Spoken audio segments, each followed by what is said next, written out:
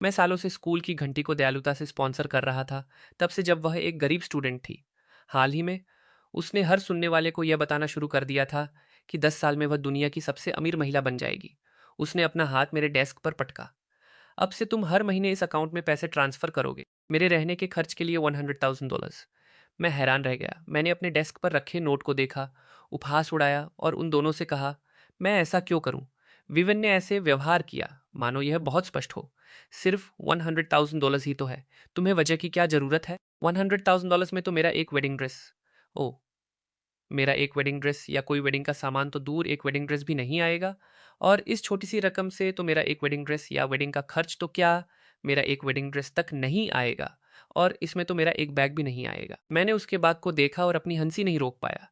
यह $800 का एक नकली बाग था जिसे उसने ऑनलाइन खरीदा था। मुझे विश्वास नहीं हो रहा था कि वह इसके बारे में डींगे हाँक रही थी। क्या तुम भूल गई कि पिछले महीने कैफेटेरिया में तुमने उस नकली बाग के अंदर चुपके से एक बन छिपाया? विवन का चेहरा तुरंत लाल हो गया। तुम तुम ये मनगढ़ंत बातें कर रहे हो। एक बाग के लिए $100,000। वीवन, क्या तुम सपना देख रही हो? इससे पहले कि मैं तुम्हें स्पॉन्सर करना शुरू करता, तुम एक $1 का लंच बॉक्स भी अफोर्ड नहीं कर सकती थी। मैं उसे रहने का खर्च क्यों दूं? मैंने उस नोट को कचरे में फेंक दिया। मैं उसका चचेरा भाई नहीं हूं, डेस्मंड ने बीच में टोकते हुए कहा। लॉसन, और तुम्हारा परिवार तो इतना अमीर है। क्या यह बिल्कुल सही नहीं है कि तुम हमारी थोड़ी मदद करो? विवियन, क्या हमें इस तरह अपमानित करना सचमुच जरूरी था? भले ही हम सड़क पर भीख मांगने लगे, तुम्हें मेरे लिए कभी अपनी गरिमा कम नहीं करनी चाहिए और उससे भीख नहीं मांगनी चाहिए। लेकिन विवियन भी मानने वाली नहीं थी। अगर तुम उसे पैसे नहीं दोगे, तो मुझे तुम्हारी स्पॉन्सरशिप अब और नहीं चाहिए। मैं अपनी हंसी नहीं रोक पाया। पिछले 2 सालों में मैंने तुम्हें कुल मिलाकर $2,500,000 भेजे हैं। अगर तुम्हारे पास कोई गौरव है, तो वह सब वापस कर दो। $2,500,000। 10 साल में मैं तुम्हें 25 मिलियन वापस कर दूंगी। हीवन ने यह बात ऐसे कही मानो उसका कोई तर्क हो। मैं तुम्हें एक मौका दे रही हूं। इसे चूक गए तो बाद में भले ही तुम घुटनों के बल बैठकर मुझसे भीख मांगो, तब भी कोई फर्क नहीं पड़ेगा। चिढ़कर मैंने एक बड़ा आईयू निकाला और उसे डेस्क पर पटक दिया। इस पर साइन करो और तुम पूरी तरह से फ्री हो। विवन ने उपहास उड़ाया और आईयू पर अपने अंगूठे का निशान लगा दिया। लॉसन, बेहतर होगा कि तुम इस पर पछताओ मत। इसके साथ ही उसने डेजमंड को खींचा और चली गई। मैंने घरेलू मैनेजर को फोन किया और उससे विवन के लिए स्पॉन्सरशिप कैंसिल करने को कहा। वह तुरंत मान गया। समझ गया छोटे बॉस। तभी टाइलर दौड़कर आया और मुझसे पूछा, लॉसन, तुम्हारा उसके साथ किस तरह का मनमुटाव है? लेकिन मैं उसे शायद ही बता पाता कि यह महिला मेरे पिछले जीवन में मेरी पत्नी थी और उसने मुझे लगभग मार ही डाला। हमारे पीछे बैठे एक अन्य क्लासमेट ने जोड़ा कि वह पहले काफी अच्छे स्वभाव की हुआ करती थी और मिलने वाले हर किसी के सामने अपना सिर झुका लेती थी। तो फिर वह अब पूरी तरह से एक अलग इंसान क्यों लग रही थी? मैंने मन ही मन सोचा। हाँ, एक अलग इंसान, या यूं कहें कि वह ठीक वैसी ही बन गई थी जैसी वह अपने पिछले जीवन में हुआ करती थी। मुझे अभी भी वह जीवन याद था। उसे पूरा विश्वास था कि वह बिजनेस में स्वाभाविक रूप से माहिर है। यह सोचती थी कि यह एक एयर कंडीशन ऑफिस में बैठने, कुछ डॉक्यूमेंट्स एडिट करने और एक सील लगाने से ज्यादा कुछ नहीं है। सच तो यह है कि उन फैसलों में से आधे के पीछे मैं था। फिर भी वह खुद को बिजनेस जीनियस कहती रही, जबकि वास्तव में कागजी कार्रवाई पर साइन करने वाला मैं ही था। उसे कोई अंदाजा नहीं था कि वे संसाधन किसी को भी प्रभावशाली दिखा सकते थे। तभी विवन का एक टेक्स्ट आया, लॉसन, मैं तुम्हें कभी माफ नहीं करूंगी। मैंने वी इवन का नंबर ब्लॉक कर दिया, फिर अपने ड्राइवर को फोन किया और उससे मुझे स्कूल से पिक करने के लिए कहा। उसके राजी होने के बाद मैंने फोन काट दिया और क्लासरूम से बाहर आ गया। लेकिन जैसे ही मैंने कार का दरवाजा खोला, विवियन मुझसे पहले वहां पहुंच गई और उसने डेस्मंड को अंदर धकेल दिया। विविन, तुम क्या कर रही हो? लेकिन उसने ऐसा व्यवहार किया मानो यह पूरी तरह से तर्कसंगत हो। डेस्मंड के पिता हॉस्पिटल में हैं और हमें इस कार की जरूरत है। हमें सेंट्रल हॉस्पिटल ले चलो। ड्राइवर ने भ्रम में उन दोनों को देखा, फिर बिना एक शब्द कहे बाहर निकल गया। हेलो, क्या यह पुलिस है? दो पागलों ने अभी अभी मेरी कार में जबरदस्ती एंट्री की है। प्लीज तुरंत किसी को भेजिए। कुछ ही देर में पुलिस आ गई। लॉसन, अपने ड्राइवर से दरवाजा खोलने के लिए कहो। मैं तुम्हारी स्पॉन्सरशिप स्वीकार कर सकती हूँ, लेकिन खुद को इस मुगालते में मत रखना कि मैं तुम्हें कभी पसंद करूंगी। मैं मुस्कुराया। ऑफिसर, इन दोनों के साथ कुछ गड़बड़ है। मैं इन्हें सीधे हॉस्पिटल ले जाने का सुझाव दूंगा। विवन हमेशा की तरह कॉन्फिडेंट थी, इस तरह मेरा ध्यान खींचने की कोशिश कर रही थी। ईमानदारी से कहें तो यह तुम्हारी तरफ से बहुत बचकाना है। ऑफिसर ने उन दोनों को ऊपर नीचे देखा। तुम लोग हॉस्पिटल जाना चाहते हो? हाँ, प्लीज हमें अभी वहां ले चलिए। विवियन को इतना चिंतित देखकर ऑफिसर ने मना नहीं किया। ठीक है, फिर अंदर बैठो, मैं तुम्हें वहां ले चलूंगा। विवियन और डेस्मंड पुलिस की कार में बैठे और स्कूल से चले गए। उस रात मेरी नींद मेरे फोन की वजह से खुली। कॉल के साथ साथ वहां दर्जनों टेक्स्ट थे। मैंने अपना फोन उठाया और मैसेज देखे। लॉसन, तुम्हारी हिम्मत कैसे हुई मुझे एक मेंटल हॉस्पिटल भेजने की?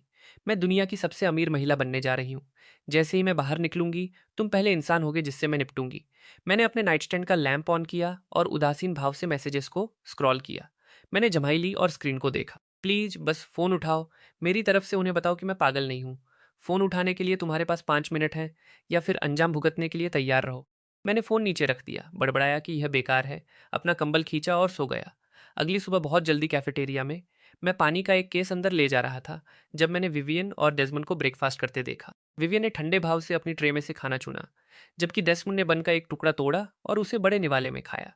तभी टीलर पास आया और उसने अपनी आवाज धीमी कर ली। क्या तुमने सुना? कल रात प्रिंसिपल व्यक्तिगत रूप से मेंटल हॉस्पिटल गए थे, एक गारंटी साइन करने और उन दोनों को छुड़ाने के लिए ऑब्जर्वेशन फीस के रूप में $5,000 का भुगतान किया। मुझे वास्तव में विश्वास नहीं हो रहा था। सचमुच? मेरे बैठने के बाद टाइलर करीब झुक गया। यह और भी ज्यादा हास्यास्पद हो जाता है। कल रात विवियन ने हमारी क्लास में हर किसी को फोन करके दावा किया कि वह किसी दिन दुनिया की सबसे अमीर महिला बनेगी, और अगर वे अभी उसे बेल पर बाहर निकालने के लिए $800 का इंतजाम कर सके। यह सुनकर मेरी आंखें फटी की फटी रह गईं। वह 10 साल में इसे 100 गुना वापस कर देगी। मैंने अपना पानी बाहर थूक दिया और पूछा, विश्वास न कर पाते हुए, उसने तुम्हें भी फोन किया था? टाइलर जोर से हंस पड़ा। वह सिर्फ मैं नहीं था, उसने पूरी क्लास को छान मारा। मैंने सुना है कि उसने सुबह के 3 बजे हमारे होम रूम टीचर को 2 बार फोन किया, उन्हें बताया कि बाहर निकलने के बाद वह उनकी दयालुता का बदला चुकाएगी, अगर वे पहले उसे $800 उधार दे सके। और टीचर ने उसके तुरंत बाद उसका नंबर ब्लॉक कर दिया। जब तक टाइलर ने कहानी खत्म की, वह इतनी जोर से हंस रहा था कि उसकी आंखों में आंसू थे। मैंने अपना मुंह पोंछा और सोच में पड़ गया। यह बिल्कुल उसकी स्टाइल थी। मेरे पिछले जीवन में उसे सुबह के 4 बजे भी काम सौंपना बहुत पसंद। कल रात मेरे पिता की कंपनी के एग्जीक्यूटिव्स को भी किसी प्रोजेक्ट के बारे में उसकी तरफ से कॉल आए थे, जिसने मेरे पिता को इतना डरा दिया कि उन्होंने सोचा कि कंपनी के सीक्रेट्स लीक हो गए हैं, और उन्हें सुबह सबसे पहले एक इमरजेंसी मीटिंग बुलानी पड़ी। जैसे ही मैं जाने वाला था, टाइलर ने मेरी बाह पकड़ी और विवियन की तरफ इशारा किया। विवियन के चेहरे पर तिरस्कार का भाव था। तुम इसे खाना कहते हो? एक कुत्ता भी इसे जमीन से उठाकर नहीं खाएगा। डेजमंड तुरंत बोल पड़ा। विवियन, मैं जानता हूं कि इस तरह का सस्ता खाना तुम्हारे स्तर से नीचे है, लेकिन तुम पूरे दिन भूखी रही हो, इसलिए गुजारा करने के लिए कम से कम थोड़ा सा खा लो। कैफेटेरिया के रसोइये ने अपनी कुल्हाड़ी जैसी चाकू से एक स्टेक पर वार किया, साफ तौर पर चिढ़ा हुआ था। तुम दोनों ने मेनू पर सबसे सस्ता स्टेक ऑर्डर करने के लिए एक कूपन का इस्तेमाल किया और मुझसे मैक्रोनी का एक साइड फ्री में डलवाया। ठीक है, लेकिन अब तुम इसमें कमियां निकाल रही हो।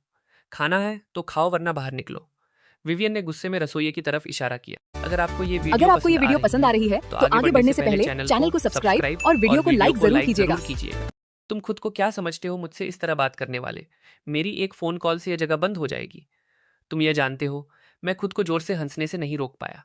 विवियन ठिठक गई। उसका चेहरा धीरे धीरे लाल होने लगा। टाइलर और भी जोर से हंसा, व्यावहारिक रूप से फर्श पर लोटपोट हो गया। मैं उसके बाद क्लासरूम की तरफ बढ़ा, तभी वी इवन ने दरवाजा ब्लॉक कर दिया। उसने अपनी आवाज उठाई, फिर भी रोब झाड़ने की कोशिश कर रही थी। तुम मुझे गुस्सा करने की कीमत अफोर्ड नहीं कर सकते। मैंने अपना जबड़ा भींच लिया, पूरी तरह से अवाक। विवियन ने एक सुपीरियर पोज लिया। क्या? मुझे डेस्मंड के साथ देखकर तुम्हें जलन हुई, इसलिए तुमने मुझसे बदला लेने का यह तरीका निकाला। लॉसन, यह वास्तव में सबसे अच्छा है जो तुम कर सकते हो। खुद को परेशानी से बचाओ। डेस्मंड और मैंने पहले ही एक दूसरे से वादा कर लिया है, और ऐसा कोई तरीका नहीं है कि मैं कभी तुम्हारे साथ रहूंगी, इसलिए अब से हमसे दूर रहो। और अगर तुमने कभी दोबारा लक्ष्मण रेखा पार की, तो मैं इसे ऐसे ही नहीं छोड़ूंगी। विवियन, क्या तुम्हारे साथ सचमुच कुछ गड़बड़ है? मुझे कितनी बार कहना पड़ेगा? मुझे तुम में कोई इंटरेस्ट नहीं है। मैंने बेबसी से अपने हाथ ऊपर उठा दिए। तुम किसके साथ रहना चुनती हो, यह पूरी तरह से तुम्हारा बिजनेस है, इसलिए प्लीज मुझे इससे बाहर रखो। विवियन और ज्यादा भड़क गई। जाओ और नाटक करना जारी रखो। अपने पिछले जीवन में तुमने मेरा पीछा करने में टेंस ऑफ मिलियंस खर्च किए थे। क्या तुम्हें सचमुच लगता है कि मैं वह भूल गई हूं? मैंने गुस्से में उसकी तरफ इशारा किया। वह एक पिछला जीवन था। मैं तुम्हें अब पसंद नहीं करता। टाइम्स बदल चुके हैं। क्या तुम सीधे शब्द समझ सकती हो? विवियन ने अपनी बाहें ऐसे क्रॉस कर ली मानो उसने मेरी कही एक बात भी न सुनी हो, और बोलना जारी रखा। तुम बस जल रहे हो। तुम डेस्मंड और मुझे साथ नहीं देख सकते, इसलिए तुम जानबूझकर हमें टारगेट कर रहे हो। क्या तुम्हें लगा कि मुझे एक मेंटल हॉस्पिटल भेजने से मैं डरकर तुम्हारे पास वापस आ जाऊंगी? सपने देखना बंद करो। मैं इतना आगबुला था कि मैंने अपने दांत भींचे और गाली दी। पागल। फिर मैं मुड़ा और चला गया। वीवीएन ने मेरे पीछे से एक धमकी भरी आवाज लगाई। लॉसन, बस कल के स्पोर्ट्स मीट तक का इंतजार करो। अगले दिन स्पोर्ट्स मीट में विवियन पूरी एनर्जी में वापस आ गई थी, एक उज्जवल मुस्कान के साथ जोर जोर से चीयर कर रही थी। स्टैंड में बैठे एक स्पॉन्सर ने दूर से एक नजर डाली। उस लड़की में असली चमक है और उसके ग्रेड्स स्कूल के टॉप 3 में हैं। वह लंबे समय के लिए स्पॉन्सर करने लायक हो सकती है। विवियन अभी भी हंस रही थी और अपने क्लासमेट्स के लिए चीयर कर रही थी। टीचर विवियन के पास आए। विवियन, एक पल के लिए मेरे साथ आओ। स्पॉन्सर विवियन को देखकर मुस्कुराया। बहुत अच्छे। अब से हमारी कंपनी तुम्हें कॉलेज से ग्रेजुएट होने तक हर महीने $8,000 स्पॉन्सर करेगी। विवियन का एक्सप्रेशन ठंडा हो गया। $8,000? क्या आप मेरा अपमान करने की कोशिश कर रहे हैं? इस पर हर कोई सदमे में जम गया। स्पॉन्सर ने जल्दी से अपने हाथ हिलाए। सुनो, $8,000 तुम्हारे दैनिक खर्चों को कवर करने के लिए पर्याप्त से अधिक है। अन्य स्टूडेंट्स को केवल $5,000 मिलते हैं। रियल एस्टेट इंडस्ट्री वैसी नहीं रही जैसी हुआ करती थी। यह इस मोड पर एक डूबती हुई इंडस्ट्री है। विवियन ने अपनी बाहें क्रॉस कर लीं, पूरी तरह से एक बिगड़ी हुई वारिस की तरह व्यवहार करते हुए। इतने कम पैसों में मैं एक इंटरनेशनल टीम बनाने की उम्मीद कैसे करूं? अगर आप मुझे ठीक से स्पॉन्सर करना अफोर्ड नहीं कर सकते तो यह मौका किसी और को दे दीजिए। इसके साथ ही विवियन ने उपहास उड़ाया और चली गई। टीचर आगबबूला हो गए और स्पॉन्सर के साथ चीजों को सुलझाने के लिए दौड़े। लेकिन स्पॉन्सर मानने वाले नहीं थे और उन्होंने टीचर का हाथ पीछे धकेल दिया। स्पॉन्सरशिप की लिस्ट जमीन पर गिर गई और हवा में बिखर गई, जिसमें स्पॉन्सर होने का इंतजार कर रहे स्टूडेंट्स के नाम भरे। स्पॉन्सर ने गुस्से में चिल्लाकर कहा, कितनी बेहतरीन टॉप स्टूडेंट है, खैरात स्वीकार करने के लिए बहुत घमंडी है। चूंकि इस स्कूल के स्टूडेंट्स में इतना घमंड है तो मैं अपने पैसे यहाँ बर्बाद नहीं करूंगा। इसके साथ ही वह चले गए। इस बीच जोना को, जिसे स्पॉन्सरशिप की जरूरत थी, अपने बड़े भाई के सामने रो पड़ा। हमारे पास कोई पैसे नहीं बचे हैं। कैलिब का चेहरा भी आंसू से भीगा हुआ था, लेकिन फिर भी उसने अपने भाई को दिलासा देने की कोशिश की। रो मत, कोई ना कोई रास्ता निकलेगा, कोई ना कोई रास्ता निकलेगा। विवियन ने यह देखा और उनकी तरफ ठंडे भाव से नीचे देखा। कितनी दयनीय बात है एक छोटी सी खैरात पर इस तरह रोना। तुम्हारे पास कोई गरिमा बची ही नहीं है। मैंने अपनी मुट्ठियां भींच ली। विवियन को जाते हुए देखते हुए आगब बोला, विवियन, अपने उस सस्ते घमंड के लिए तुमने अभी अभी किसी और का अपनी किस्मत बदलने का इकलौता मौका काट दिया। मैं रोते हुए उन दो भाइयों के पास गया। कोई बात नहीं, बीएनएड ग्रुप तुम्हें स्पॉन्सर करने के लिए तैयार है। उन भाइयों ने एक ही समय में ऊपर देखा, अविश्वास से पूछते हुए, सचमुच सचमुच? हर महीने $15,000 प्रत्येक को? क्या वह काफी है? भाइयों ने एक दूसरे को देखा, फिर घुटनों के बल बैठ गए। उनकी आवाजें कांप रही थी। क्या? नहीं नहीं, $3,000 पर्याप्त से अधिक है। Thank you Lawson, thank you so much. हम कॉलेज से ग्रेजुएट होने के बाद आपका एहसान चुकाएंगे। मैंने उन दोनों को वापस पैरों पर खड़ा किया। घुटनों के बल बैठने की कोई जरूरत नहीं है, बस कड़ी पढ़ाई करो। विविन ने अपनी बाहें क्रॉस की और ठंडे भाव से देखा। एक हल्की मुस्कान उसके होठों पर आ गई। उनकी वफादारी खरीद रहे हो लॉसन, यही इकलौती तरकीब है जो तुम्हारे पास है। मैंने विवियन के मजाक भरे रिमार्क्स को इग्नोर किया और दोनों भाइयों के साथ चला गया। टीचर ने विवियन का व्यवहार देखा। उनका चेहरा चिंता से भरा था। विवियन पहले कितनी अच्छे स्वभाव की लड़की हुआ करती, वह पूरी तरह से एक अलग इंसान क्यों लग रही थी? वह बुरी नहीं हुई है, वह बस सीधे उस रूप में वापस चली गई है जैसी वह अपने पिछले जीवन में थी। मैं इस बारे में जितना सोचता था, मेरी मुस्कान उतनी ही ठंडी होती जाती थी। उसके जैसे लोग तब तक कभी नहीं जागते जब तक कि वे सीधे मुंह के बल जमीन पर न गिर जाएं। टीचर, प्लीज आगे बढ़िए और उन दोनों के लिए स्पॉन्सरशिप की कागजी कार्रवाई प्रोसेस कीजिए। मैं इसे कवर करूंगा। टीचर ने खुशी से मेरा हाथ पकड़ लिया। सचमुच लॉसन, यह बहुत बढ़िया है। Thank you so much. Teacher ने मेरे कंधे को थपथ पाया, फिर कागजी कार्रवाई संभालने के लिए दोनों भाइयों को ले गए। जैसे ही मैं जाने के लिए मुड़ा, टीलर मेरे पीछे से आया और उसने अपना एक हाथ मेरे कंधे पर डाल दिया। मैंने उसकी तरफ देखने के लिए मुड़ा। उसने कहा, लॉसन, तुम किस बारे में सोच रहे हो? चलो, स्पोर्ट्स मीट के बाद हमारा एक ग्रुप डिनर है। रेस्टोरेंट हंसी से गूंज उठा। अपने बालों का जूड़ा बनाए हुए एक लड़की ने अपनी चॉपस्टिक्स उठाई। आंखें चमक उठी। क्या दावत है? टेबल के चारों तरफ हर किसी के चेहरे पर मैचिंग मुस्कान थी। पूरा दृश्य जीवंत और गर्मजोशी से भरा था। टाइलर ने अपना ग्लास उठाया। ऐसा लगता है विवियन और डेजमंड अभी तक यहाँ नहीं आए हैं। वह मुड़ा और कमरे के चारों तरफ देखा। अन्य क्लासमेट्स तुरंत बोल पड़े, उन्हें भूल जाओ, चलो हम बस खाते हैं। तभी विवियन ने रेस्टोरेंट का दरवाजा धक्का देकर खोला और डेसमंड को अपने पीछे घसीटते हुए अंदर आई। उसके चेहरे पर घृणा का भाव था। इस तरह सजी हुई जगह खुद को रेस्टोरेंट कहती है। उसने बैठकर यह बात कही। उसने अपनी चॉपस्टिक से अपनी प्लेट में से खाना चुना, पूरी तरह से तिरस्कार से भरा हुआ। यह मीट लकड़ी की तरह सख्त है। क्या सर्वर को पानी भी ठीक से डालना नहीं आता? लॉसन, तुम्हारा टेस्ट सचमुच गिर गया है। मैंने उदासीन भाव से विवियन की तरफ देखा, मन ही मन सोचते हुए, वह अच्छी तरह जानती है कि यह रेस्टोरेंट मेरे परिवार का है। वह जानबूझकर मुझे भड़काने के लिए ऐसा कर रही है। दूसरे लोग भी विवियन की कही बातों से स्तब्ध थे। अचानक टाइलर ने गुस्से में अपना पानी का ग्लास टेबल पर पटक दिया। विवियन, तुम्हारी वास्तव में यह कहने की हिम्मत हुई? उसने टेबल पर हाथ मारा और गुस्से में खड़ा हो गया। क्योंकि तुमने आज बिना किसी वजह के रेस से अपना नाम वापस ले लिया। हमारी क्लास ने 3 मेडल खो दिए, लेकिन विवियन को बिल्कुल भी परवाह नहीं लगी। उसकी उंगलियां लापरवाही से टेबल थपथपा रही। हर किसी ने आधे साल तक ट्रेनिंग की थी और तुमने एक छोटे से पेपर कट के चक्कर में सब कुछ बर्बाद कर दिया। टाइलर बोलते हुए और ज्यादा भड़क गया। ऐसा लग रहा था मानो उसकी आंखों से आग निकल सकती हो। उस दिन पहले स्कूल के क्लिनिक में नर्स अभी भी एक स्टूडेंट के घाव की देखभाल कर रही थी जब दरवाजा अचानक खुला। विवियन डेजमंड को सहारा देते हुए अंदर भागी, जिसका चेहरा पीला पड़ गया था, और उसने तत्परता से बात, डॉक्टर प्लीज डेजमंड को अभी देखिए, वह घायल है। नर्स ने नीचे देखा और देखा कि यह उसकी उंगली पर सिर्फ एक खरोंच थी। उसने एक पल के लिए कुछ नहीं कहा। उसने उन दोनों से शांति से बात की। सुनो, उस दूसरे स्टूडेंट को वहां अपने घुटने पर तुरंत टांके लगवाने की जरूरत, तुम्हारे वाले को बस एक बैंडेज की जरूरत है। लेकिन विव ने गुस्से में उस पर चिल्लाया, क्या तुम्हें कोई अंदाजा है कि डेस्मंड के हाथ कितने कीमती हैं? अगर एक भी निशान रह गया तो मैं तुम्हें व्यक्तिगत रूप से जिम्मेदार ठहराऊंगी। नर्स ने ऊपर देखा तक नहीं। उसकी टोन फ्लैट थी। प्लीज पीछे लाइन में जाकर वेट करो। वापस रेस्टोरेंट में विवियन पूरी तरह से बेपरवाह, उसने एक ड्रिंक उठाई और उसे ग्रिल्ड फिश के ऊपर उड़ेल दिया। टाइलर ने टेबल पर हाथ मारा और खड़ा हो गया, गुस्से में मांग करते हुए, विवियन, यहाँ हर किसी को लगता है कि यह जगह बहुत बढ़िया है। वास्तव में तुम्हारी इसके साथ क्या समस्या है? विवियन के चेहरे पर शुद्ध तिरस्कार का भाव था। बढ़िया? क्या तुम कभी किसी असली रेस्टोरेंट में गए भी हो? बहुत बुरी बात है कि तुम्हें इस जीवन काल में कभी मौका नहीं मिलेगा। डेजमंड तुरंत बीच में बोला। उसकी आवाज में एक मजाक उड़ाने वाला अंदाज था। कुछ लोग बस गरीब ही पैदा होते हैं। विवियन, खुद को उनके स्तर तक गिराने की जहमत मत उठाओ। वे इस जीवन काल में कभी तुम्हारे करीब नहीं आ पाएंगे। एक ने गुब्बारा फुलाया, दूसरे ने उसे तुरंत लपक लिया। वे दोनों सचमुच एक दूसरे के लिए ही बने थे। इस बारे में सोचते हुए मैं मुस्कुराया और बोला, खैर, अगर एक भविष्य की अरबपति हमारे साथ खा रही है तो निश्चित रूप से उसे हम गरीब लोगों के पैसे मिलाने की जरूरत नहीं होगी। मैंने बिल को टेबल पर खिसकाकर उसकी तरफ बढ़ा दिया। मैडम, भविष्य की अरबपति, आप आज का $5,000 का बिल क्यों नहीं कवर कर देती? विवन ने नीचे देखा और उसका चेहरा तुरंत लाल हो गया। उसके बगल में बैठे क्लासमेट्स हंसे और उसे उकसाने लगे। $5,000, ये तो विवियन के लिए मूल रूप से कुछ भी नहीं है ना?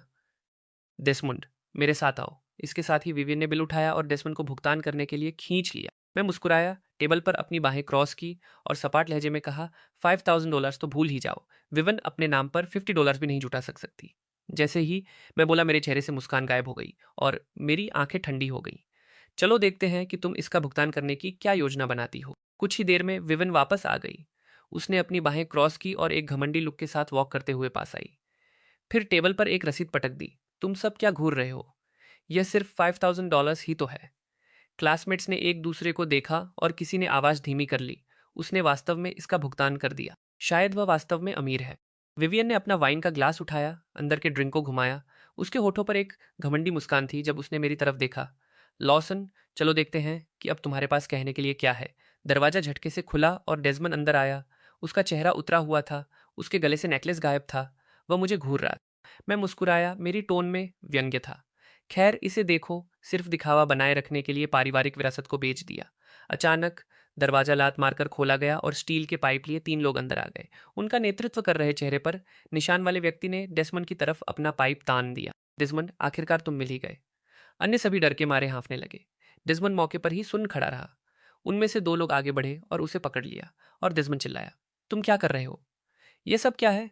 निशान वाले व्यक्ति ने डेसमंड को कॉलर से पकड़ा। उसकी आवाज क्रूर, तुम्हारे पिता पर हमारा $3 मिलियन का लोन शार्क का कर्ज है, और अगर आज इसे वापस नहीं चुकाया गया तो इसके बदले तुम्हारा हाथ इसकी कीमत चुकाएगा। डेसमंड का चेहरा डर से पीला पड़ गया। चेहरे पर आंसू और नाक बह रही थी। वह मेरे पिता का कर्ज है, उन्हें ढूंढो, मेरे पास कोई पैसे नहीं है। नीली शर्ट वाले आदमी ने अपनी चाकू दूर रखी और अपनी जेब से एक आईडी कार्ड निकाला। उसे डीएसमंड के सामने लहराया। तुम्हारे पिता आज सुबह भाग गए और एक नोट छोड़ गए जिसमें लिखा था, बेटा पिता का कर्ज चुकाएगा। मैंने अपनी बाहें क्रॉस की, दीवार के सहारे टिका और अपना सिर झुकाया। शो तो अभी बस शुरू ही हुआ। मेरे पिछले जीवन में डेसमंड ने एक किडनी बेच दी थी और मुझसे पैसे ऐंठने की कोशिश भी की थी। शायद तब भी उसके पिता ने ही उसे ऐसा करने के लिए मजबूर किया था। लेकिन एक दयनीय व्यक्ति के दुर्भाग्य के पीछे हमेशा कोई ना कोई वजह होती है। निशान वाले व्यक्ति ने फिर से डेसमंड का कॉलर पकड़ा और धक्का मुक्की में डेसमंड का संतुलन बिगड़ गया और वह सीधे जमीन पर गिर गया। डेसमंड वापस ऊपर उठा। उसकी आवाज अभी भी कांप रही थी, लेकिन शब्द पहले ही बाहर आ चुके थे। मेरे पास पैसे हैं। मेरी जी गर्लफ्रेंड दुनिया की सबसे अमीर महिला बनने जा रही है। उसने मुझसे वादा किया था कि वह इसे चुकाने में मेरी मदद करेगी। भूरी शर्ट वाले आदमी ने डेसमंड का कॉलर पकड़ा और उपहास उड़ाया। भविष्य की अरब। उसके बगल में नीली शर्ट वाले आदमी ने भी सुर मिलाया। डेसमंड, क्या तुम्हें लगता है कि हम छोटे बच्चों का झुंड है? डेसमंड के चेहरे से आंसू बहने लगे। उसकी आवाज और शरीर कांप रहा था। यह सच है। मैं कसम खाता हूँ मेरी गर्लफ्रेंड बेहद बेहद अमीर होने जा रही है। मैं सच कह रहा हूँ। यह छोटा सा जुए का कर्ज उसके लिए कुछ भी नहीं होगा। डेस्मंड को अचानक मानो कोई जीवन रेखा मिल गई हो। उसने दरवाजे की तरफ इशारा किया, उसकी आवाज फट रही थी। देखो वह यहाँ है। तीनों लोग देखने के लिए मुड़े। विवियन धीरे धीरे अंदर आई। उसका चेहरा लगभग भावशून्य था। उसकी टोन शांत थी, मानो किसी मामूली बात पर चर्चा कर रही हो। उसके पिता पर आपका $3 मिलियन बकाया है ना? मैं उसकी तरफ से इसका भुगतान कर दूंगी। विवियन ने शांति से निशान वाले व्यक्ति के हाथ से पेन लिया और बिना किसी हिचकिचाहट के एक आईओयू लिख दिया। इसे सुरक्षित रखो। 10 साल में मैं तुम्हें मूलधन और ब्याज सहित इसकी 20 गुना रकम वापस कर दूंगी। निशान वाले व्यक्ति ने जोर से ठहाका लगाया और आईयू छीनकर उसके टुकड़े टुकड़े कर दिए। क्या तुम पागल हो? मुझे कैश चाहिए, कागज पर कोई खाली वादा नहीं। विवियन ने अप्रत्याशित रूप से मेरी बांह पकड़ ली। लॉसन, उसके लिए है कर्ज चुका दो और मैं तुम्हारी गर्लफ्रेंड बनने पर विचार करूंगी।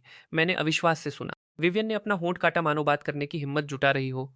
उसकी आवाज पहले से धीमी थी। मैं तुम्हें खुद को सौंप सकती हूँ, लेकिन मेरा दिल हमेशा डेज़मंड का रहेगा। जैसे ही उसने यह कहा, वह अचानक मेरी तरफ लपकी, मानो उसके पास खोने के लिए कुछ न बचा हो।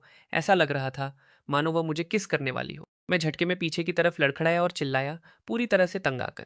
क्या तुम्हारे साथ कोई समस्या है? मैंने कब कहा कि मैं तुम्हें पसंद करता हूँ? वी इवियन पीछे हटी और उपहास उड़ाया। इतने ऊंचे और महान बनने का नाटक बंद करो। अपने पिछले जीवन में तुम मेरे प्यार में पूरी तरह पागल थे। अगर दोबारा जन्म लेना ही है तो अपने साथ थोड़ा दिमाग लाने की कोशिश करो। मैं मानता हूं कि मैं पिछले जीवन में तुम्हें पसंद करता था, लेकिन वह ऐसी चीज थी जो आज से 5 साल बाद होने वाली थी। इस समय मैं तुम्हें बमुश्किल जानता भी हूं, इसलिए मुसीबतें बुलाना बंद करो। वीवन ऐसे दिखी मानो उसे शुरू से ही इसकी उम्मीद थी। तो तुम्हारे पास भी अपने पिछले जीवन की यादें हैं, तब यह चीजों को आसान बनाता है।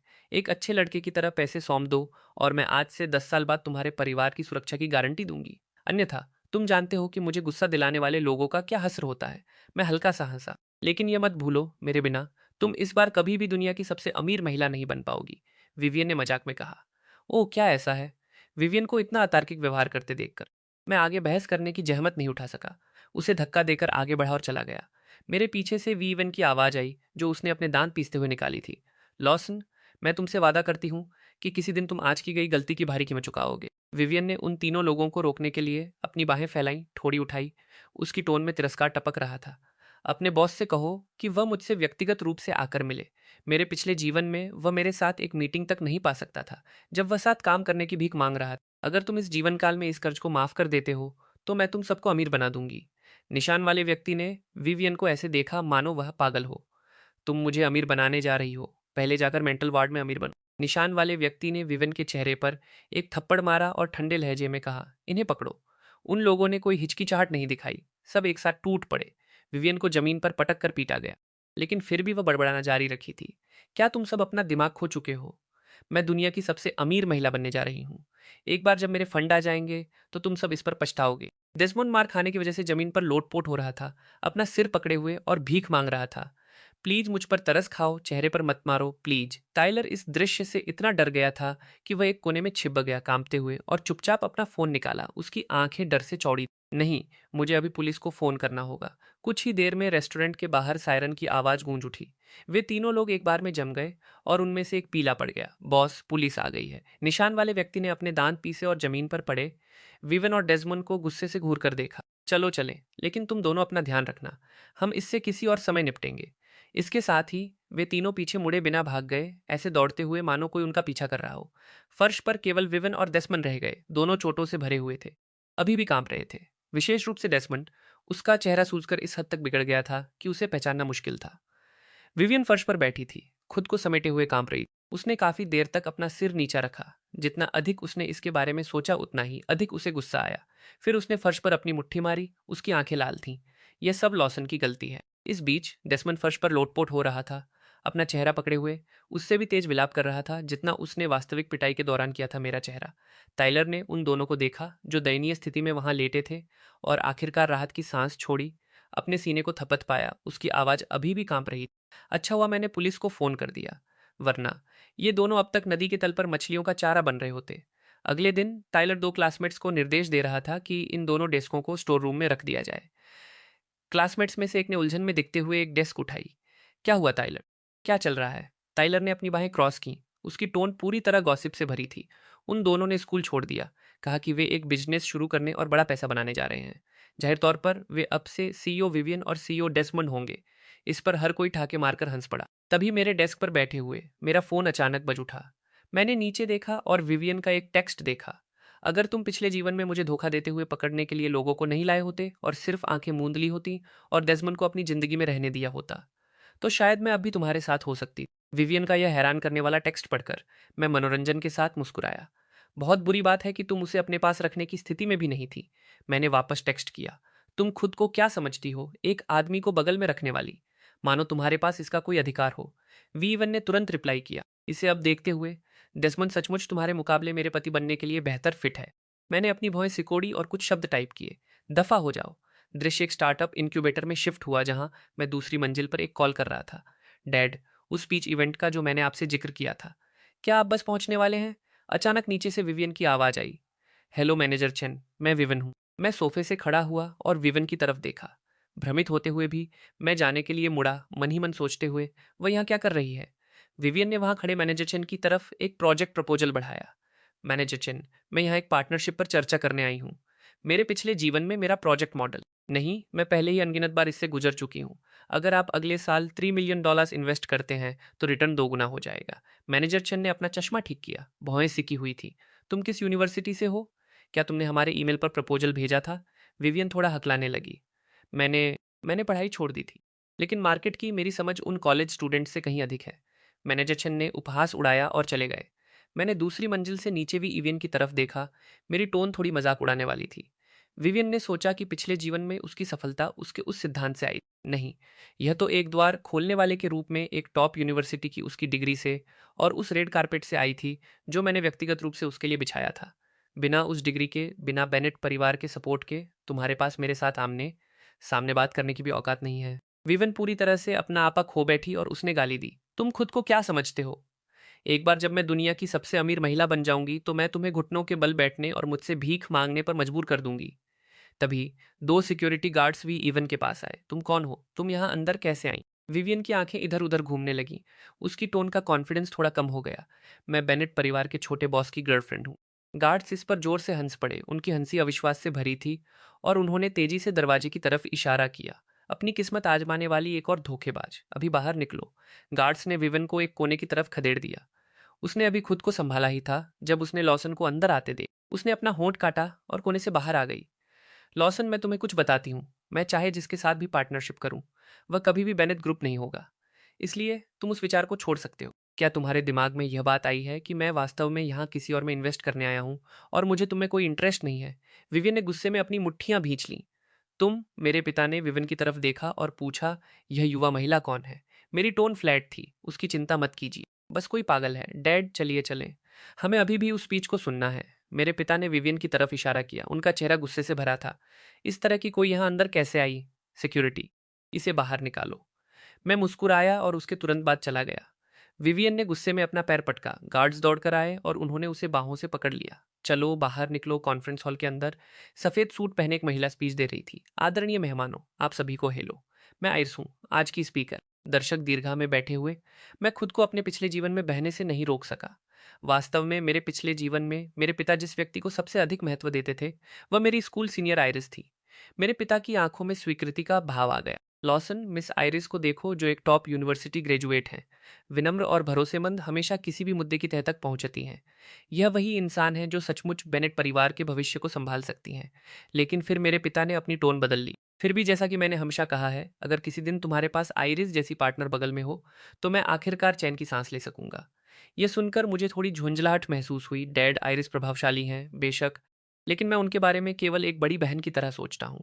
मुझे जिस तरह की महिला पसंद है वह वैसी है जिसमें एक जुनून हो, जैसे विवियन। कोई ऐसी जिसकी अपनी असली पर्सनैलिटी हो। मेरे पिता ने वह बात वापस निगल ली जो वह कहने वाले थे। ठीक है, तो फिर इसे भूल जाओ, जो चाहो वो करो। मेरे विचार वर्तमान में वापस आ गए क्योंकि मुझे जिंदगी में दूसरा मौका मिला था। वह पहचान, वह अधिकार, वह सब कुछ जो तुम्हारा होना चाहिए था, और वह सही स्थान जो बहुत देर से मिला। मैं इसका एक एक हिस्सा बिना कुछ छोड़े तुम्हें वापस कर दूंगा। इस बार मेरे पिता ने आइरिस की तरफ देखा। उनकी आंखों में स्वीकृति का वही भाव था जो मेरे पिछले जीवन में था, हर तरह से बिल्कुल वैसा ही। लॉसन, आइरिस को देखो जो एक टॉप यूनिवर्सिटी ग्रेजुएट हैं, विनम्र और भरोसेमंद, सचमुच असाधारण। मैंने तुरंत सुर मिलाया, वह सचमुच असाधारण। मेरे पिता की नजरें स्टेज पर लौट आईं। उनकी टोन सहज लेकिन निर्णायक थी। चलो इस बार उनके स्टार्टअप प्रोजेक्ट में इन्वेस्ट करते हैं। इसके साथ ही स्टार्टअप प्लान पर मेरा प्रेजेंटेशन समाप्त होता है। सुनने के लिए आप सभी को धन्यवाद। सुनने के बाद मेरे पिता धीरे धीरे स्टेज पर गए और अपना हाथ आगे बढ़ाया। उनकी आंखों में स्वीकृति थी। मिस आइरिस वह असाधारण था। आइरिस तुरंत आगे बढ़ी और उनसे हाथ मिलाया। उनकी मुस्कान शालीन। दयालु शब्दों के लिए धन्यवाद मिस्टर बेनेट। हमारे ग्रुप ने आपके प्रोजेक्ट में इन्वेस्ट करने का फैसला किया है। मेरे पिता ने उनके हाथ के पिछले हिस्से को थपथपाया। आइरिस की आंखें चमक उठी। उनकी टोन में उत्साह का सही स्तर था। बहुत बहुत धन्यवाद मिस्टर बेनेट। मैं आपको निराश नहीं करूंगी। आइरिस मेरी तरफ भी मुड़ी। उनकी आंखें कृतज्ञता से भरी थीं। लॉसन, इस परिचय के लिए धन्यवाद। अगर तुमने चेयरमैन को आने के लिए राजी नहीं किया होता तो मुझे संदेह है कि मुझे इस तरह का कोई अवसर मिल पाता। मैंने अपना हाथ हिलाया, थोड़ा शर्माते हुए। मैंने सचमुच बहुत कुछ नहीं किया। तुमने इसे अपनी योग्यता के बल पर हासिल किया है। मेरे पिछले जीवन में विवियन की मदद करने के लिए मैंने आइरिस से यहाँ चमकने का मौका छीन लिया था, जिससे वह एक साधारण पोजीशन में फंसी रह गई और उन्होंने बेकार में कई साल बर्बाद कर दिए। मैंने मन ही मन एक खामोश कसम खाई। इस बार चलो एक नई शुरुआत करते हैं। अगले दिन रिसर्च लैब में आइरिस मेरा स्वागत करने के लिए दौड़कर आई। चमकती हुई रिसर्च टीम में तुम्हारा स्वागत है लॉसन। अब से हम आधिकारिक तौर पर पार्टनर्स हैं। मैंने मुस्कुराते हुए अपने हाथ आगे बढ़ाए और उनसे हाथ मिलाया। आपके साथ काम करने के लिए उत्सुक हूँ। आइरिस वह बहू की कैंडिडेट बन गई जिनकी मेरे पिता तारीफ करना बंद नहीं कर सकते थे, और मैं आखिरकार वहीं वापस आ गया था जहां मेरा स्थान था। उस रात लैब की लाइटें अभी भी जल रही थीं। जब मैं पास से गुजरा तो मैं रुका। इतनी देर रात अंदर कौन था? मैंने दरवाजे की तरफ झुककर अंदर झांका। आइरिस स्क्रीन को घूर रही थी। भौहें थोड़ी सिकी हुई थी। तीसरा दशमलव स्थान गलत है। मुझे इसे फिर से चलाने दो। मैं थोड़ी देर के लिए बाहर खड़ा होकर देखता रहा, चुपचाप प्रभावित। आइरिस हमेशा सबसे पहले आती थी और सबसे बाद में जाती थी। हमेशा हर प्लान को परफेक्ट बनाने में जुटी रहती थी। वह हर चीज को इतने सावधानीपूर्वक निर्णय के साथ संभालती थी। कभी भी विवियन की तरह अभिमानी या खारिज करने वाली नहीं रही। आखिरकार यह वाला सही निकला। आइरिस ने अंदर से खुशी खुशी चिल्लाकर कहा। मैं वहां एक पल और खड़ा रहा, मुस्कुराया और जाने के लिए मुड़ गया। अगली सुबह बहुत जल्दी ट्रेन स्टेशन पर आइरिस बैठकर एक किताब पढ़ रही थी, जबकि मैं जम्हाई लेते हुए आया, अभी भी आधा सोया हुआ। आइरिस, तुम इतनी जल्दी उठ गई और तुम थकी भी नहीं हो। मुझे इसकी आदत है। जब मैं पढ़ाई कर रही थी तो मैं हर दिन सुबह के 6 बजे उठ जाती थी। मैंने इसे 6 साल तक जारी रखा। यह वास्तव में अविश्वसनीय अनुशासन है। मैंने अपनी घड़ी देखी और अनजाने में विवियन के बारे में सोचा कि अगर वह होती। सुबह के 5 बजे तो भूल ही जाओ। मीटिंग के लिए उसे सुबह के 10 बजे उठाना भी आधे दिन की शिकायतों का कारण बन जाता। मेरे पिछले जीवन में बोर्डरूम में डायरेक्टर्स ने एक दूसरे को देख, विवियन कहाँ है? पहले ही क्या समय हो चुका है? वह अभी तक यहाँ क्यों नहीं आई है? असिस्टेंट ने डरते हुए कहा। सीईओ विविन अभी रास्ते में है। दीवार पर लगी घड़ी में 10 बजकर 9 मिनट का समय दिख रहा था। असिस्टेंट सावधानी से वी इवन के पास पहुंचा, अपनी सांस रोककर जल्दी से बोला। सीईओ विविन डायरेक्टर शेड्यूल में अगले फाइनेंशियल रिपोर्ट ऑडिट के लिए 1.5 घंटे से वेट कर रहे हैं। विवियन ने असिस्टेंट की तरफ देखा। उसकी टोन आलसी थी। जल्दी किस बात की है? असिस्टेंट ने खुद को आगे जारी रखने के लिए मजबूर किया। कंपनी की अटेंडेंस पॉलिसी 10 बजे कहती है। विवियन मुस्कुराई और बैठने के लिए एक कुर्सी खींची। Attendance policy? वह उन लोगों के लिए है जो मेरे नीचे बैठते हैं। सफल लोगों को अटेंडेंस रूल्स फॉलो करने की जरूरत नहीं होती। मैं अभी भी विचारों में खोया हुआ था जब आइरिस अचानक मेरी तरफ मुड़ी। उनकी आंखें गर्मजोशी से भरी लेकिन गंभीर थी। इस मार्केट रिसर्च ट्रिप पर मेरे साथ आने के लिए धन्यवाद। बोर्ड पर इतने जिम्मेदार इन्वेस्टर के होने से हमारा प्रोजेक्ट निश्चित रूप से सफल होगा। मैंने एक हाथ आगे बढ़ाया, फिर उसे पीछे खींच लिया, अपना सिर थोड़ा अजीब तरह से रगड़ते हुए। जब प्रोजेक्ट्स की बात आती है तो मैं हमेशा पूरी तरह से काम करता हूँ, लेकिन आज सुबह के 5 बजे यहाँ मेरे आने की एकमात्र वजह यह थी कि आप इस ट्रिप को लीड कर रही थी। आइरिस का चेहरा लाल हो गया और उन्होंने अपनी नजरें फेर ली। चलो जल्दी करें, ट्रेन छूटने वाली है। मैंने उन्हें पहले से कुछ कदम तेजी से चलते देखा, मुस्कुराया और उनके पीछे हो लिया, उस फैक्ट्री के अंदर जिसका वे इंस्पेक्शन कर रहे थे। लॉसन, इस फैक्ट्री को देखो। उपकरण भले ही पुराने हों, लेकिन वर्कर्स अत्यधिक कुशल हैं। अपग्रेड के लिए इन्वेस्टमेंट के साथ आउटपुट कम से कम 5 गुना बढ़ सकता है। मैंने सहमति में सिर हिलाया। पार्टनर चुनते समय यह मत सुनो कि उनकी बातें कितनी अच्छी लगती हैं, यह देखो कि उन्होंने वास्तव में कितना कुछ हासिल किया है। आइरिस की बातें सुनकर मेरा दिमाग फिर से वीवन की तरफ चला गया। वास्तव चीजें हासिल करना, क्या यह बिल्कुल उसका उल्टा नहीं था? सिर्फ बड़ी बातें और कोई दम नहीं, कोई भी असली क्षमता न होने के बावजूद हर दिन खाली वादे करना।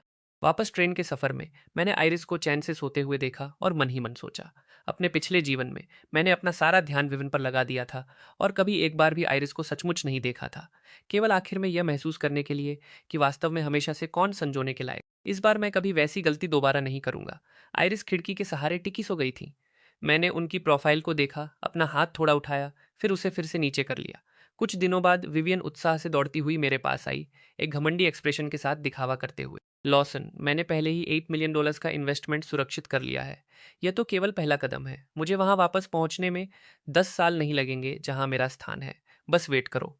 किसी दिन तुम घुटनों के बल बैठकर मुझसे भीख मांग रहे हो। मैंने ठंडी मुस्कान के साथ उसकी तरफ देखा, कहा जैसा तुम्हें ठीक लगे, और उस पर और अधिक ध्यान दिए बिना चला गया। यह देखकर विवियन ने गुस्से में अपने दांत पीसे। उसकी आंखों में गुस्सा चमक उठा। 3 दिन बाद केलेब दौड़ता हुआ मेरी तरफ आया, अपना फोन उठाए हुए, सांस फूली हुई थी।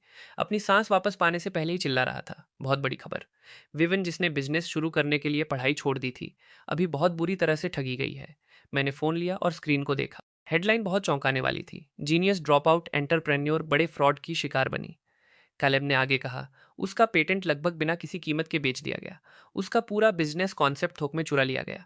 और यहाँ तक कि जिस वेबसाइट पर उसने इतनी मेहनत की थी, उसे हैकर्स ने पूरी तरह तबाह कर दिया। मैंने स्क्रीन स्क्रॉल की। अंदर बमुश्किल कोई रिएक्शन महसूस हुआ। इसके बजाय मेरे होठों पर एक ठंडी मुस्कान आ गई जब मैंने फ़ोन वापस कैलेब को थमा दिया। इस बार मेरे परिवार के संसाधनों की सुरक्षा के बिना दूसरी तरफ से कुछ मीठे वादों ने ही उसे यह सोचने पर मजबूर कर दिया कि उसने सोना पा लिया है। उसका घमंड हकीकत की इस कड़ी मार को झेल नहीं सका। जैसा कि पता चला, कुछ दिनों पहले एक कैफे में घुंघराले बालों वाली एक महिला ने टेबल पर एक चेक खिसकाया था। मुझे इस प्रोजेक्ट पर बहुत भरोसा है। यह $8 मिलियन आपके लिए सिर्फ पहली किस्त है। विविन चेक पर लिखे नंबर को घूरती रही। उसकी आंखें चमक उठी। कमाल है। आप ही सचमुच वह हैं जिन्होंने मेरी क्षमता को पहचाना।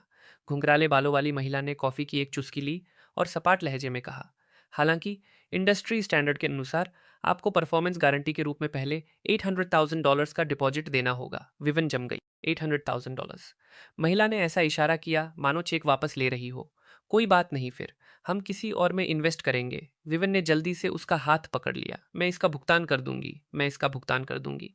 बस मुझे कुछ दिनों का समय दीजिए। कोई अन्य विकल्प न होने पर विवन लोन शार्क्स की तरफ मुड़ी। निशान वाले व्यक्ति ने टेबल पर एक कॉन्ट्रैक्ट खिसकाया। यह $500,000 है। 1 साल बाद $1,500,000 का ब्याज। विवियन का हाथ थोड़ा कांप गया जब उसने कॉन्ट्रैक्ट लिया। उसका चेहरा रंगीन हो गया। ब्याज इतना अधिक क्यों है? निशान वाला व्यक्ति मुस्कुराया, हर शब्द के साथ और करीब आते हुए। उस समय कॉन्ट्रैक्ट साइन करते समय तो तुम बहुत तेज थी। अब ऐसे नाटक कर रही हो मानो तुम्हें कोई अंदाजा ही न हो। ववी इवन के सामने रुका। उसकी आवाज और धीमी हो गई। अगर तुम भुगतान नहीं कर सकती, तो इसके बदले इसे तुमसे वसूलने के बहुत सारे तरीके हैं। विवियन इतनी डर गई कि वह बमुश्किल बोल पा रही थी। मैं समझती हूँ। मैं इसे वापस चुका दूंगी। उसने अपना सिर झुकाए रखा। आंसू फर्श पर गिर रहे थे। फिर पीछे मुड़ी और बाहर भाग गई। एक गली में विवियन ने एक नंबर डायल किया। अंकल, मुझे $30,000 और उधार दे दीजिए।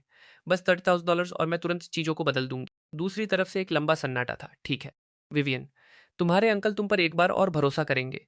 मैं तुम्हें वह सब कुछ दे रहा हूँ जो मैंने बचा कर रखा है। विवियन की आंखें चमक उठी। उसकी आवाज़ उत्साह से बढ़ गई। चिंता मत कीजिए अंकल, इस प्रोजेक्ट का सफल होना गारंटीड है। विवियन ने अपने फ़ोन को देखा और ट्रांसफ़र की पुष्टि करते हुए एक बार टैप किया। विवियन ने अपना फ़ोन दूर रख दिया। उसके होठों पर एक मुस्कान आ गई। लॉसन, बस तुम वेट करो। एक बार जब मैं दुनिया की सबसे अमीर महिला बन जाऊंगी, तो मैं तुम्हें घुटनों के बल बैठने और मुझसे भीख मांगने पर मजबूर कर दूंगी। अगली सुबह विवियन के घर पर घुंघराले बालों वाली महिला कॉल्स का जवाब नहीं दे रही थी और उसने उसके टेक्स्ट्स ब्लॉक कर दिए थे।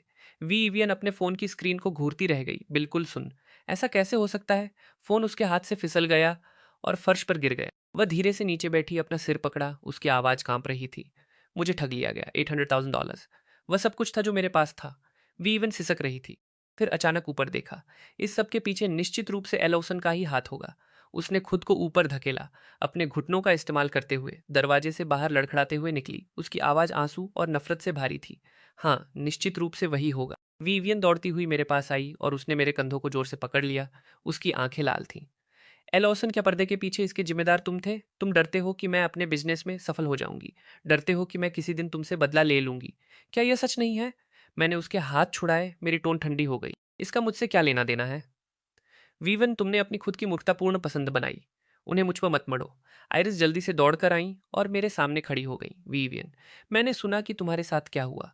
तुम्हारे बिजनेस की दिशा या तुम्हारे आइडियाज में कुछ भी गलत नहीं। बात बस इतनी है कि लोग बहुत ज्यादा जटिल हो सकते हैं। तुम्हें आगे बढ़ने में अधिक सावधान रहना चाहिए। वीवन ने गुस्से में आइरिस की तरफ उंगली उठाई। आइरिस, अपने पिछले जीवन में तुम मेरे नीचे काम करने वाली एक कुतिया के सिवा कुछ नहीं थी।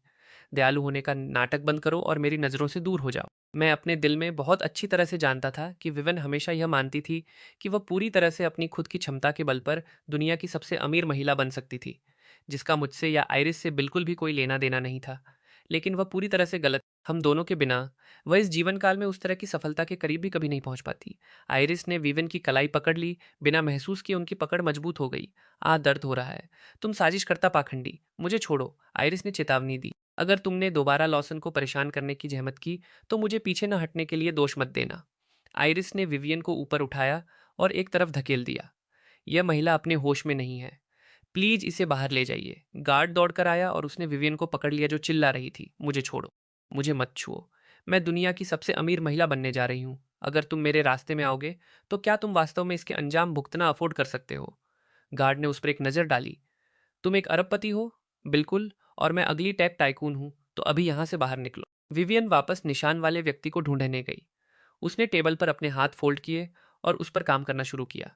विवियन, सामान्य लोग शारीरिक श्रम पर भरोसा करते हैं। उसे अभी भी हिचकिचाते हुए देखकर उसने जारी रखा, स्मार्ट लोग इंफॉर्मेशन गैप्स पर भरोसा करते हैं। अगर तुम बस इस इन्वेस्टमेंट अपॉर्चुनिटी को प्रमोट करती हो तो तुम्हारी वर्तमान कैपिटल अगले हफ्ते तक तिगुनी हो सकती है। यह सुनकर विवियन का पेन उसके हाथ में रुक गया। उसकी टिप पेपर पर टिकी थी क्योंकि वह बुदबुदाई, तिगुनी? क्या होगा अगर मैं और भी लोगों को इसमें शामिल करूं? निशान वाले व्यक्ति की मुस्कान से उसका चेहरा लगभग खिल गया। यह तो और भी बेहतर होगा विवियन। तुम वास्तव में आगे की सोचना जानती हो। और इसलिए मानो किसी साय के वश में होकर विवियन ने अपना फोन पकड़ा और अपने जानने वाले हर व्यक्ति को एक एक करके मैसेज भेजे। हाई रिटर्न, सीमित स्लॉट उपलब्ध, व्यावहारिक रूप से अपने फोन के हर कॉन्टेक्ट को फंसाने की कोशिश कर रही। एक कैफे में विवियन अन्य लोगों को प्रोजेक्ट डिटेल्स टेक्स्ट करने के साथ साथ टाइलर को इन्वेस्ट करने के लिए पिच कर रही थी। विविन, तुम वास्तव में इन दिनों किस चीज में इतनी बिजी रही हो? जिन फाउंडर शेयर्स का तुमने अभी फोन पर जिक्र किया था, इसके बारे में कुछ सही नहीं लग रहा है। विवियन ने उसे घूर कर देखा। तुम क्या जानते हो टाइलर? तुम बस बहुत ज्यादा सावधान हो। यही वजह है कि तुम अपनी पूरी जिंदगी एक तय सैलरी के लिए पिसते हुए बिता दोगे। टाइलर ने भौहें सिकोड़ी। विवियन, मुझे अभी भी लगता है कि इस प्रोजेक्ट के बारे में कुछ गड़बड़ है। विवियन ने अपना फोन और बियाग उठाया, अपनी कुर्सी पीछे धकेली और बिना पीछे मुड़े चली गई, अपने कंधे के ऊपर से एक बात कहते हुए, इसे भूल जाओ। मैं तुम्हारे साथ बहस करने में समय बर्बाद नहीं करने वाली हूँ।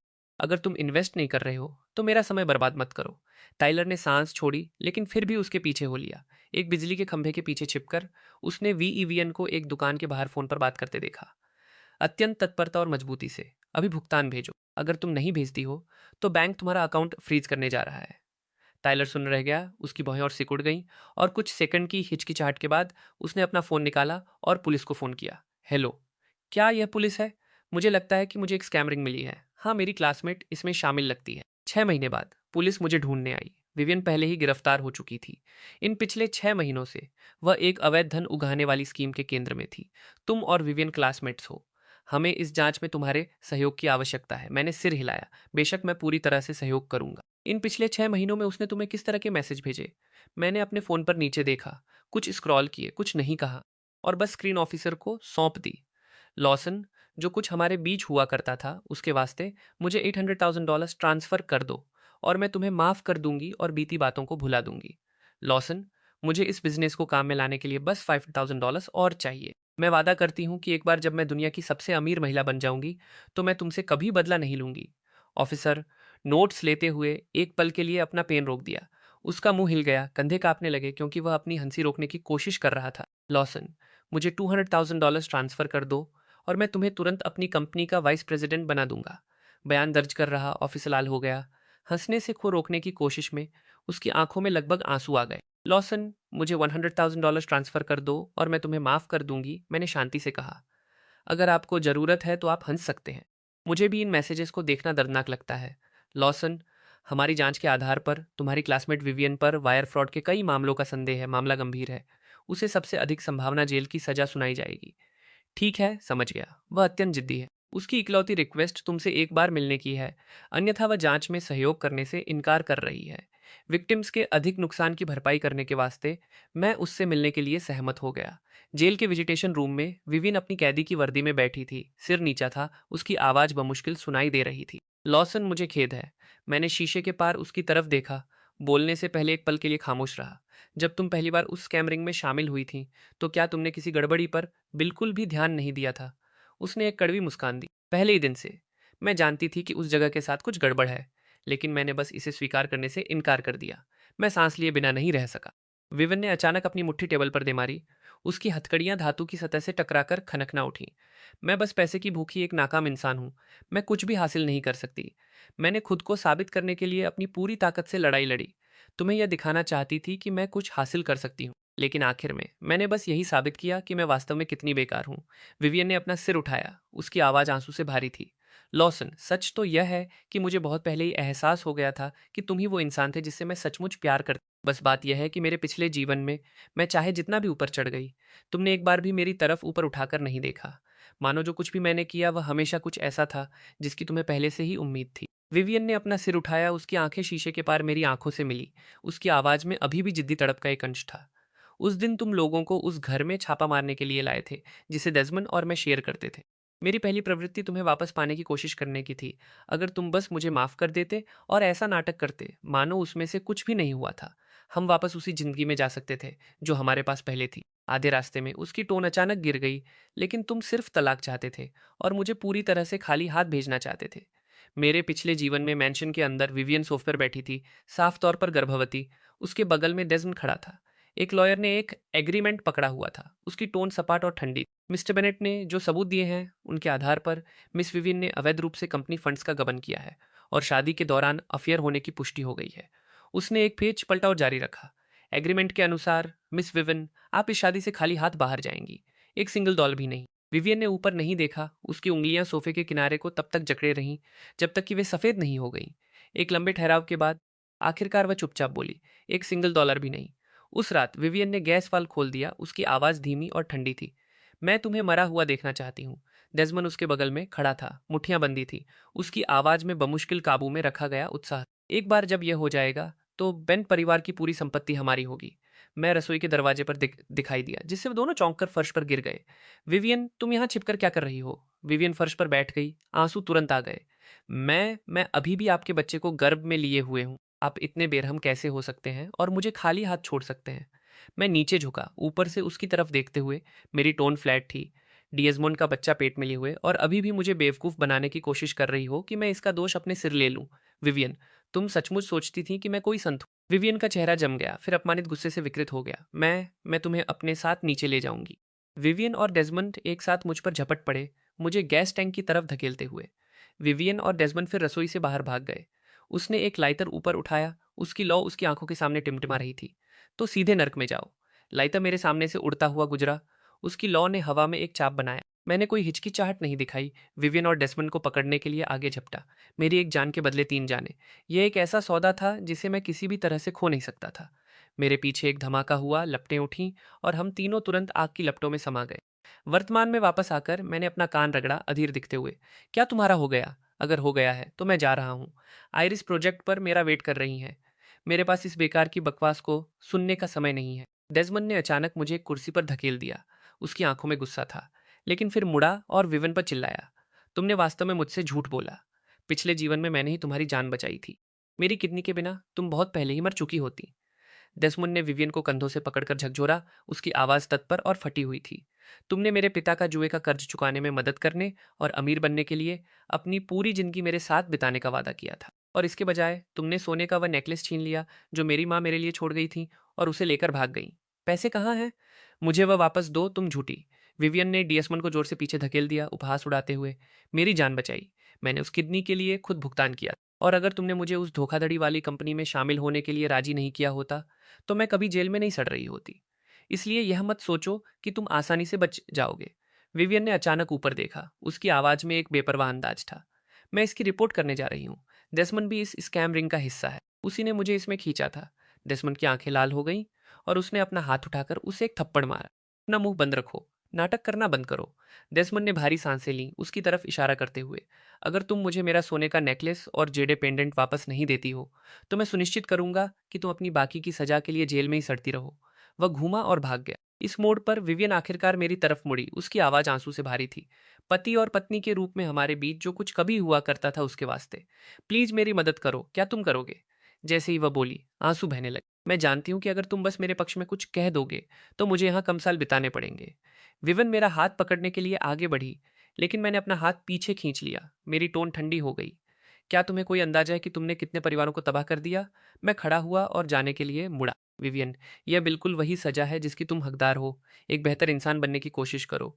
विवन वापस फर्श पर बैठ गई। न तो उसने मेरा पीछा किया और न ही एक शब्द कहा। कोर्ट हाउस में जज ने फैसला सुनाया। प्रतिवादी विवन धोखाधड़ी की दोषी है और उसे कानून के अनुसार 5 साल जेल की सजा सुनाई जाती है। आइरिस और मैंने एक साथ खबरें देखी। एक करीबी नजर रखे जाने वाले मामले में विवियन नाम की महिला के नेतृत्व में धन उगाहने वाली स्कीम को कोर्ट से अपनी पहली किश्त की सजा मिल गई है। प्रतिवादी के रूप में विवन ने विक्टिम्स को उच्च रिटर्न के वादों के साथ ललचाया था। बेनेट ग्रुप के ऑफिसेज के अंदर आइरिस ने कुछ डॉक्यूमेंट्स पलटे और सहजता से पूछा, उस डेस्मंड नाम के व्यक्ति के बारे में कोई खबर? मैंने अपनी कुर्सी पर पीछे की तरफ झुकाव लिया। मेरी टोन फ्लैट थी। कुछ नहीं।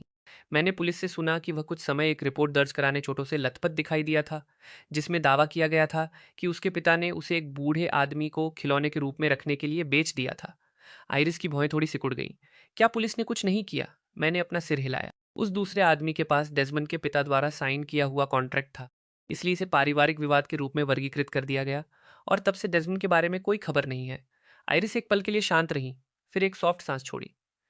खैर, लगता है कि यह वैसा ही है जैसा वह हकदार। एक दिन 5 साल बाद एक हाई एंड रिसेप्शन पर लाइटें चमक रही थीं और मेहमान शालीनता से घुल मिल रहे थे, बातचीत में अपने ग्लास उठा रहे थे।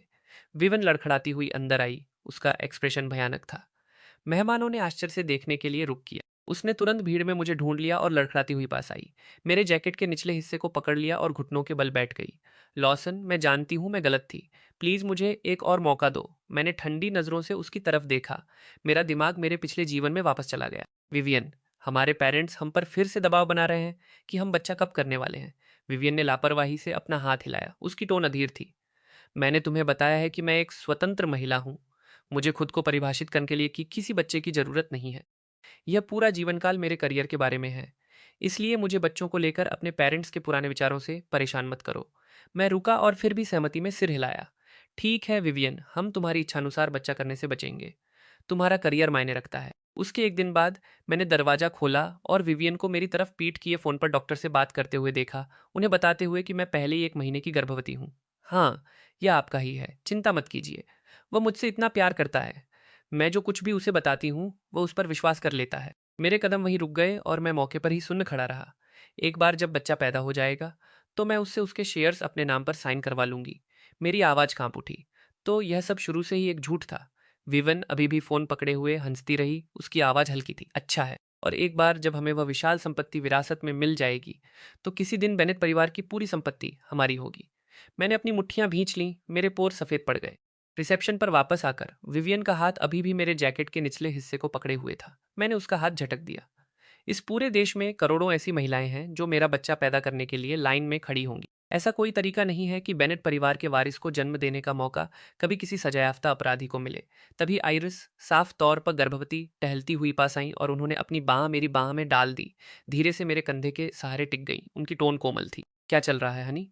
विवियन ने यह देखा। आंसू अभी भी बह रहे थे। उसकी आवाज़ की पिच बदल गई। मैं इस पर विश्वास नहीं करती लॉसन। तुम मुझसे झूठ बोल रहे हो हैसन। जैसे ही वह बोली उसकी आवाज़ तीखी हो गई। तुम मुझसे शादी कैसे कर सकते हो? मैं तुम्हारी पत्नी हूँ। मैंने अपनी बाह आइरिस के कंधे के चारों तरफ लपेटी और अपने सामने खड़ी हुई इवन की तरफ देखा। मैंने कभी खुद को ऐसा धोखा नहीं दिया। किसी और का बच्चा गर्भ में लिए घूमना और मुझे उस बेवकूफ़ के रूप में इस्तेमाल करने की कोशिश करना जो तुम्हारी हरकतों के बाद कबाड़ समेटे। विवियन पागलों की तरह चिल्लाई। लॉसन, तुम मेरे साथ ऐसा कैसे कर सकते हो? मैं पीछे नहीं मुड़ा। आइरिस के साथ कदम से कदम मिलाकर आगे बढ़ गया। एक दिन विवियन अचानक मेरी कार के सामने आ गई और पत्रकारों की भीड़ के सामने सिसकने लगी। इरिस एक घर उजाड़ने वाली महिला के सिवा कुछ नहीं है जिसने मेरी जगह चुरा ली। मैं सबसे अमीर आदमी की वैध पत्नी हूँ। जैसे ही मैं कार से बाहर आया वह मेरी तरफ ऐसे झपटी मानो किसी जीवन रेखा को पकड़ रही हो और मैंने उसे दूर धकेल दिया। आइरिस टहलती हुई पास आई और स्वाभाविक रूप से अपनी बाह मेरी बाह में डाल दी। मेरे पति यहाँ के सबसे अमीर आदमी हैं। वह तुम्हारे जैसी क्लासलेस महिला के पास कभी नहीं जाएंगे। मैंने सुरक्षा कर्मियों से कहा, इसे हर चीज से ब्लॉक करो। मैं इसे दोबारा नहीं देखना चाहता। दोनों सुरक्षा कर्मियों ने तुरंत जवाब दिया, समझ गए छोटे बॉस। उन्होंने तुरंत विवियन को पकड़ लिया। उसे बाहों से पकड़कर बाहर खींचने लगे, जबकि वह पूरे रास्ते संघर्ष करती और चिल्लाती रही। उसका एक जूता पैर से निकल गया और वहीं अकेला पीछे छूट गया। इसके बाद जिंदगी शांति से चलती रही। आइरिस और मैं साथ बैठकर एक पेरेंटिंग गाइड पढ़ रहे थे जब अचानक टेबल पर मेरा फ़ोन बज उठा। मैंने उठाया और दूसरी तरफ से आवाज़ एक पल के लिए रुकी। मिस्टर बेनेट, विवियन की बीमारी के कारण सड़क पर ही मौत हो गई। विवियन मर चुकी है। मैंने शब्दों को दोहराया मानो उनकी पुष्टि कर रहा हूँ। आइरिस ने अपना पेन नीचे रखा, सांस छोड़ी और शांति से बोली, मुझे लगता है कि यह वैसा ही है जैसा वह हकदार थी। फिर भी तुम दोनों कभी क्लासमेट्स हुआ करते थे। जाओ और उसके दफनाने का खर्च दे दो। फोन पर मौजूद व्यक्ति रुक। समझ गया मिस्टर बेनेट। उस रात बारिश लगातार गिरती रही। एक मंडप में विवियन पतले कपड़े पहने एक बेंच पर सिमटी लेटी थी, बारिश से पूरी तरह भीगे हुए एक अखबार से ढकी हुई। उसका हाथ बेजान लटका था और बारिश की बूंदों को उस पर गिरने दे रही थी, बिना उसे पीछे खींचे। छाता लिए गुजर रहे किसी व्यक्ति ने एक पल के लिए कदम रोके नीचे देखा, भौहें सिकोड़ी और हवा में अपना हाथ हिलाया। एक और बेघर व्यक्ति मर गया। फिर उसने अपनी नजरें हटाई और आगे बढ़ गया। मैं बालकनी पर खड़ा था। एक ठंडी हवा मेरे चेहरे से टकरा रही थी। आइरिस मेरे पीछे आई और उन्होंने धीरे से मेरे कंधों पर एक जैकेट डाल दी। ठंड मत लगवा लेना। मैं उनकी तरफ देखने के लिए मुड़ा। मेरी आंखों में गर्माहट थी। मेरी आवाज़ कोमल हो गई। यह ठीक है, तुम मेरे साथ हो। जब मैं आइरिस की तरफ देख रहा था, लिविंग रूम से दो छोटी आकृतियां दौड़ती हुई बाहर आईं। हर एक मेरे एक पैर से लिपट गई, ऊपर देखते हुए पुकार रही थी, डैडी डैडी। मैंने अपनी दोनों बेटियों के सिर थपथ पाए, मन ही मन चुपचाप सोचते हुए। मेरे पिछले जीवन की गड़बड़ी इस जीवन में पूरी तरह साफ हो चुकी थी। कुछ लोगों को बस एक मददगार हाथ की जरूरत होती है। उन्हें दूसरा मौका देना केवल खुद को चोट पहुंचाता है। बादलों को चीरकर धूप बाहर आ गई। एक परिवार के रूप में हम चारों पर गिर रही थी। जहां तक विवियन और डेजमंड की बात थी, यह ऐसा था मानो यह सब सिर्फ एक बुरा सपना था और अब वह सपना खत्म हो चुका था। सूरज बिल्कुल वैसे ही उगा जैसे वह हमेशा उगता था। हमारा परिवार हाथ में हाथ डाले आगे बढ़ गया। धूप हमारी परछाइयों को हमारे पीछे लंबा खींच रही थी, मानो अतीत को वहीं पीछे छोड़ रही हो।